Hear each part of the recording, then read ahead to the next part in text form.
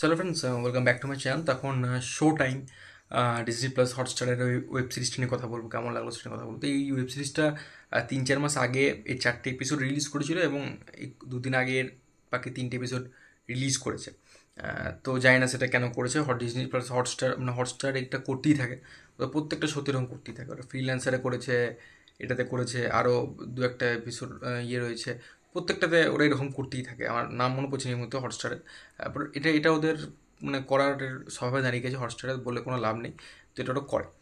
But ব্যাপারটা হচ্ছে সিরিজটা কেমন লাগলো সেটা হচ্ছে মোদ্দা কথা। সিরিজটা যদি ভালো লেগে থাকে তাহলে তাহলে এতদিন ধরে যেটা ওয়েট, তাহলে সেটা মানা যায়। আর আমি পার্সোনালি ওই আধ খাপছাড়াভাবে বা ব্রেক করে ওয়েব সিরিজ দেখা পছন্দ করি না। এই কারণ একটা গল্প থাকে, তো এবার সেই গল্পের একটা ক্যারেক্টারের আর্ক থাকে। এবার আমি অতটা দেখে নিলাম, তারপরে আবার সেই ক্যারেক্টারটা কীরকম বিহেভ করছে পরের এপিসোডগুলোতে, সেটার সঙ্গে রিলেট করতে, সেটার সাথে কানেক্ট করতে অনেক সময় চলে যায় আমার। তো যদি আমি একটানা দেখিনি তাহলে সেইটার মানে যেটা বলতে পারবো সেই জিনিসটা নিয়ে, সেটা ব্রেক করে দেখলে আমি সেই জিনিসটা নিয়ে অতটা ভালোভাবে বলতে পারবো না, কারণ সেই জিনিসটা মাথায় আমার প্রসেস করতে অনেক টাইম লাগবে। বিকজ সেটা আমি অনেক দিন আগে দেখেছি এবং সেটা ভুলে যাওয়ার চান্স অনেক বেশি যতটাই না রিকেপ দিয়ে দিই।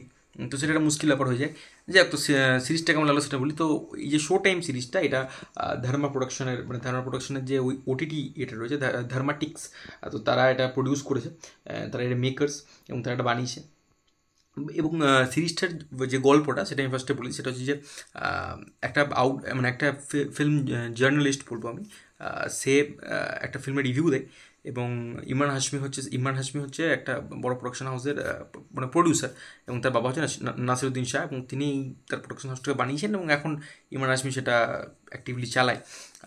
তো তার একটা সিনেমা রিভিউ দেয় মেয়েটি, এবং সেটা একটা ব্যাড রিভিউ দেয়, বাজে রিভিউ দেয়, নেগেটিভ রিভিউ দেয়, এবং তারপরে সেই জিনিসটা খেলা ঘুরে যায় এবং সেখানে একটা গল্পের মোচড় আসে, এবং তারপর থেকে এই যে ফিল্ম জার্নালিস্ট এবার সিনেমা বানাতে, এবার সেই ওই প্রোডাকশন হাউসের প্রডিউসার হয়ে যায়। এবার কীভাবে একটা বাইরের মেয়ে সিনেমার মানে প্রোডাকশনে ঢোকে এবং তার পক্ষে জিনিসটা কতটা মানে মসৃণ হয় নাকি সেটা খুব ডিফিকাল্ট হয়, তারপর কি হচ্ছে না হচ্ছে সম্পর্কে ডাইনামিক্স ইত্যাদি দেখতে গেলে আপনাকে ডিজনি প্লাস হটস্টারে গিয়ে এই শো টাইম ওয়েব সিরিজটা দেখে নিতে হবে। এবং আই থিঙ্ক 4-4.5 ঘন্টা যদি খরচ করেন তাহলে ওয়েব সিরিজটা দেখা সম্পূর্ণ হয়ে যাবে।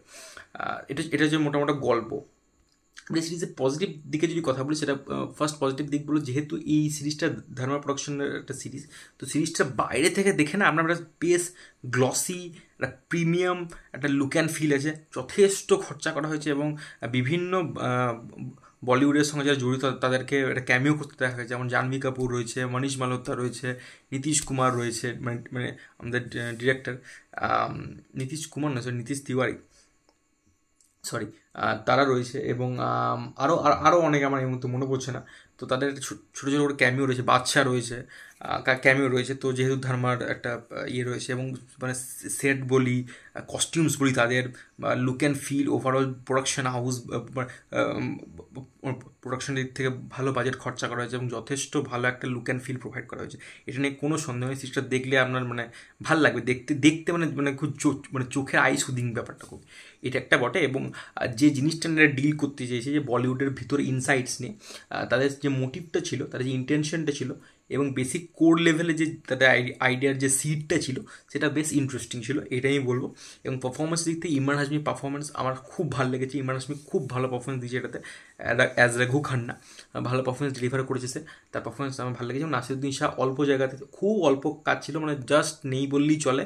তো সেই যেটুকু পাওয়া হয়েছে তার মধ্যে তিনি যেহেতু খুবই বড় মাপের অভিনেতা, তার মধ্যে সে ভালো পারফরমেন্স ডেলিভার করেছে। এবং রাজীব খান্ডেলওয়াল, তার পারফরমেন্সও বেশ আমার ভালো লেগেছে। আরমান রোলটা প্লে করছে, এবং সারপ্রাইজিংলি মনিরের পারফরমেন্সও কিন্তু এই সিরিজে আমার বেশ ভালো লেগেছে। ইমোশনাল সিনসে তার পারফরমেন্স কিন্তু বেশ ভালো মনিরের। তো মনিরের পারফরমেন্স আমি খুব একটা বেশি পছন্দ করি না, বাট এই সিরিজ তার পারফরমেন্স কিন্তু বেশ ভালো লেগেছে। এবার নেগেটিভ পয়েন্টটা চলে এসেছে, কারণ এর বাইরে আমার কোনো পজিটিভ পয়েন্ট লাগেনি। নেগেটিভ পয়েন্ট হচ্ছে এই সিরিজটার যে গল্পটা, এবার এখানে আমি মানে সিরিজটার রাইটিং কতটা খারাপ, সিরিজটার রাইটিং খুবই খারাপ। এবং সিরিজটা যেহেতু 4-4.5 ঘন্টা সিরিজ, তো সিনগুলো সব ফাটাফাট ফাটাফাট ফাটাফাট ফাটাফাট হতেই থাকে, ইভেন্টস একটা পর একটা ঘটতে থাকে। তো সিরিজটা পিএস খুব ভালো, মানে দেখলে আপনি একটা না এক গোতে দেখে নেবেন, এটা আমি গ্যারেন্টি বলতে পারি, 1 গোতে দেখে নেবেন।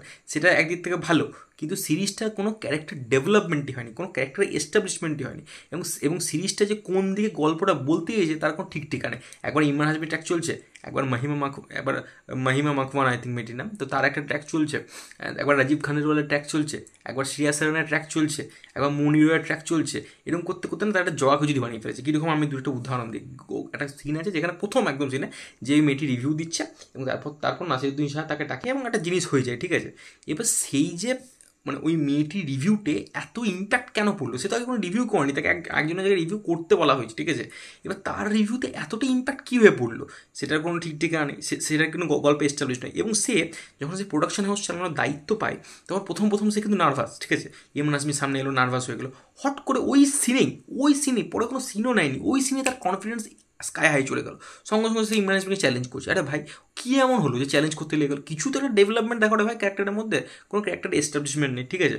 আচ্ছা, এবার কি হচ্ছে আমাদের নাসিরুদ্দিন শাহ এবং ইমরান হাশমি এদের বাবা ছেলের মধ্যে একটা কনফ্লিক্ট রয়েছে, ঠিক আছে। এবার সেই কনফ্লিক্টটা সিরিজের একদম শুরুর দিকে নাসিরুদ্দিন শাহ খুব ছোটো রোল, ঠিক আছে, বাবা খুব ছোটো রোল, তার ক্যারেক্টারটা যে কেন সে করলো আমি জানি না, নাসিরুদ্দিন শাহ কেন করলো।